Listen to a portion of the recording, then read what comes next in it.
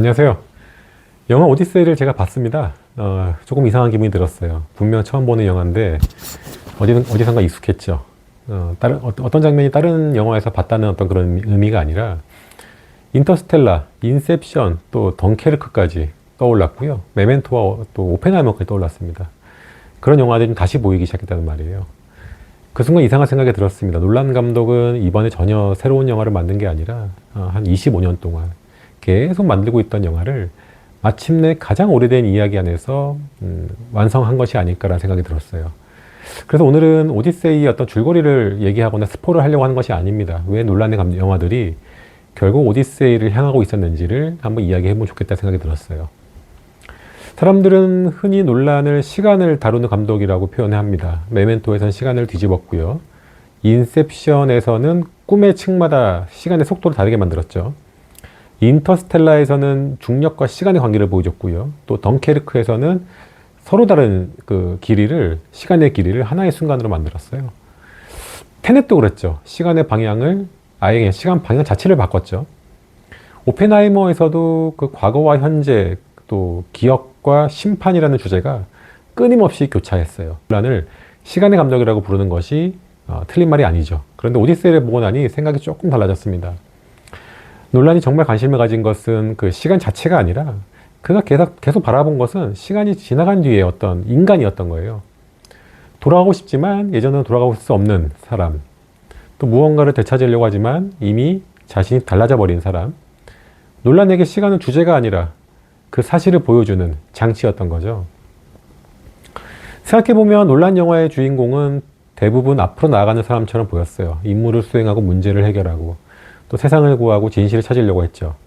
하지만 그들의 마음이 향한 곳은 의외로 앞이 아니라 모두 어딘가로 돌아가려고 했다는 겁니다. 메멘토의 그 레너드 있잖아요. 주인공 레너드는 잃어버린 기억과 사건 이전의 자신에게 돌아가려고 했었고요. 하지만 기억이 없는 그는 자신이 누구인지조차 확신할 수 없었죠. 그는 진실을 찾는 사람처럼 보였지만 사실은 자신이 믿을 수 있는 하나의 이야기로 돌아가려는 사람이었습니다. 인셉션의 주인공도 마찬가지입니다. 코브. 그는 다른 사람의 꿈에 들어가지만 정작 자신이 가장 원하는 것은 아이들이 있는 집으로 들어가는 거였어요. 그에게 가장 거대한 그 작전의 목적은 세상을 구하는 것이 아니라 집에 돌아가는 것이었습니다. 인터스텔라의 주인공도 그 인류의 새로운 터전을 찾기 위해서 우주로 떠났죠. 그러나 그의 모든 선택을 움직이는 것은 빠르게 돌아가는 거였어요. 우주를 가로지르고 시간을 뛰어넘고 인류의 미래를 건너서라도 돌아가고 싶은 한 사람이었죠. 덩케르크에서는 이 귀환이 더 직접적으로 드러납니다. 그 영화의 병사들에게 승리란 적을 무찌르는 것이 아니었어요. 살아서 고향에 돌아가는 것이었죠.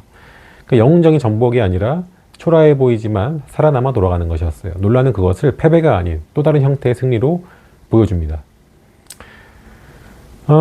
여기까지 보면 논란 영화의 중심에는 계속 귀환이 있었다는 것을 알 수 있습니다. 그리고 귀환은 오디세이의 가장 오래된 핵심이기도 하죠. 많은 사람이 오디세이를 괴물과 신, 또 전쟁과 모험의 이야기로만 아는데요. 이 이야기의 가장 근본적인 그 동력은 한 남자가 집으로 돌아가려 한다는 것입니다. 전쟁에서 이기는 이야기라기보다 전쟁이 끝난 뒤에도 끝나지 않은 이야기가 있다는 거죠. 세상을 정복하려는 이야기가 아니라 자신의 자리로 돌아가려는 이야기입니다. 갑자기 선택된 낯선 소재는 아니었을 것 같아요. 오히려 자신이 오랫동안 해온 이야기가 이미 3000년 전부터 존재했다는 것을 발견한 것에 가깝죠. 쿠퍼가 우주에서 집으로 돌아가려 했고 코브가 꿈에서 현실로 돌아가려고 했잖아요. 또 덩케르크의 병사들이 바다를 건너서 고향으로 돌아가려고 했던 것처럼 오디세이도 긴 시간을 건너 집으로 돌아가는 이야기입니다. 장소만 다르죠. 어떤 사람들은 꿈을 건너고 어떤 사람들은 우주를 건너는데 어떤 사람은 전쟁과 바다를 건넙니다. 하지만 질문은 같습니다. 나는 과연 내가 떠나온 곳으로 돌아갈 수 있겠는가?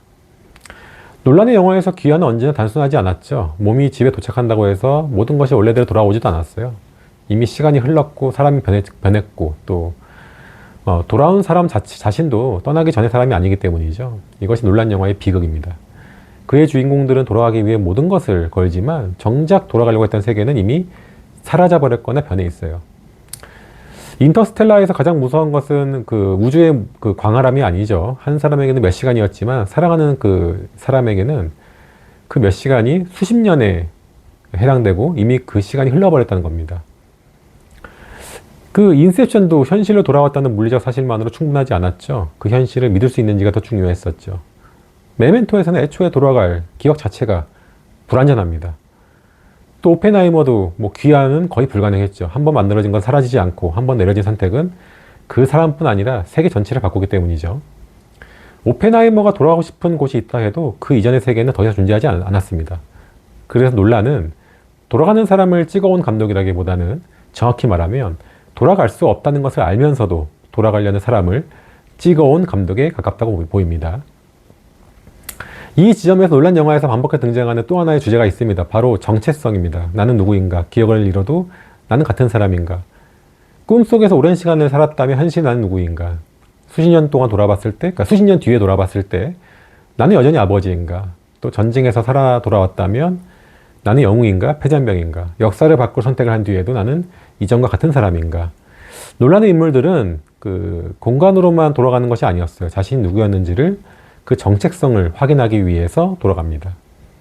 그래서 귀환은 단순한 이동이 아니라 정체성을 되찾는 과정이었습니다. 집이라는 장소가 중요한 이유도 바로 여기에 있죠. 집은 단순히 잠을 자는 공간이 아니라 누군가의 아버지였고 남편이었고 아들이었고 또 한 인간이었던 자신을 증명해준 장소입니다. 세상에서는 영웅이거나 범죄자이거나 천재이거나 뭐 실패자일 수도 있겠지만 집으로 돌아가면 나는 다시 한 사람의 인간이 됩니다. 오디세우스가 집으로 돌아가야 하는 이유와 또 논란의 인물들이 또 계속 집을 찾는 이유도 어쩌면 같습니다. 돌아가야만 자신이 누구인지 확인할 수 있기 때문이죠. 그리고 저는 이것이 논란이 결국 오디세이에 도착한 이유라고 생각합니다. 논란은 그동안 현대적인 장치로 오래된 인간의 질문을 다뤄왔어요. 또 기억 상실, 꿈을 공유하는 어떤 기술, 우주여행, 뭐 시간의 역행, 핵무기. 겉으로 보기에는 언제나 새롭고 복잡한 소재였지만 하지만 그 안의 질문은 놀랄 만큼 오래된 것이었죠. 나는 누구인가? 무엇을 믿어야 하는가? 운명은 정해져 있는가? 선택의 대가는 무엇인가? 그리고 긴 여정 끝에 인간은 정말 집으로 돌아갈 수 있는가? 논란은 미래를 그리는 감독처럼 보였지만 사실 가장 오래된 질문을 반복해온 감독이었던 거죠. 그렇기 때문에 그의 다음 목적지가 고대 신화였다는 것은 의외인 동시에 너무나도 자연스럽습니다. 미래의 끝까지 가본 감독이 마침내 이야기의 시작점으로 돌아간 것 같아요. 저는 오디세이를 보면서 이 작품이 그 논란의 새로운 그 출발이라기보다는 거대한 귀환처럼 느껴졌습니다. 논란 자신도 오랫동안 헤매고 돌아서 자신의 영화가 시작된 원형으로 돌아간 것처럼 보였어요. 각기 다른 그 영화에 흩어져 있던 질문들이 오디세이라는 오래된 이야기 안에서 하나의 방향을 바라보게 되는 것이죠. 논란의 영화들은 그러니까 서로 같은 세계관을 공유하는 시리즈는 아닙니다. 캐릭터가 연결되는 것도 아니고요. 사건이 이어지는 것도 아니죠. 하지만 인간을 바라보는 질문이 연결되어 있죠. 논란은 25년 동안 서로 다른 시대와 공간을 지나면서 계속 같은 질문을 던졌던 거예요.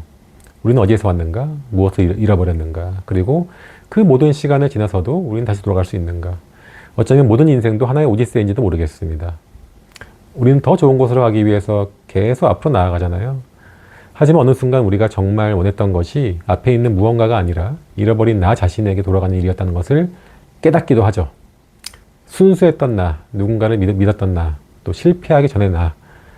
하지만 시간을 거슬러서 완전히 같은 곳으로 돌아갈 수는 없습니다. 그래서 귀환은 과거를 복원하는 일이 아니라 달라진 자신을 받아들이면서도 끝내 잃지 말아야 될 것이 무엇인지를 확인하는 일입니다. 논란은 시간을 찍는 감독은 아니었던 거예요. 그는 시간이 지나도 인간에게 남아있는 것을 찍었습니다. 그리고 오디세이는 그 질문을 가장 거대한 스케일로 보여주는 동시에 가장 단순한 한 문장으로 되돌립니다. 한 인간은 집으로 돌아갈 수 있는가? 어쩌면 논란의 지난 25년은 새로운 세계로 향한 여정이 아니었을지도 모르겠어요. 가장 오래된 이야기로 돌아가기 위해서 길고 거대한 어떤 우회였을지도 모르겠습니다. 그래서 저는 오디세이를 논란의 새로운 영화라기보다는 논란의 모든 영화가 오랫동안 향해온 목적지였다라고 평하고 싶고요. 논란의 25년은 왜 오디세이로 향했을까요? 어쩌면 그는 처음부터 시간에 관한 영화를 만든 것이 아니라 시간을 건너서 집으로 돌아가려고 하는 인간에 대한 어떤 원형을 탐구하고 또 인간에 관한 영화를 계속 만들고 있었기 때문이라고 봅니다. 어떻게 들으셨나요? 여러분의 생각도 좀 댓글에 남겨주시고요. 공감해 주셨다면 그 좋아요하고 구독을 좀 부탁드리겠습니다. 오디세이 재밌습니다. 한번 보시고요. 여기까지 하겠습니다. 감사합니다.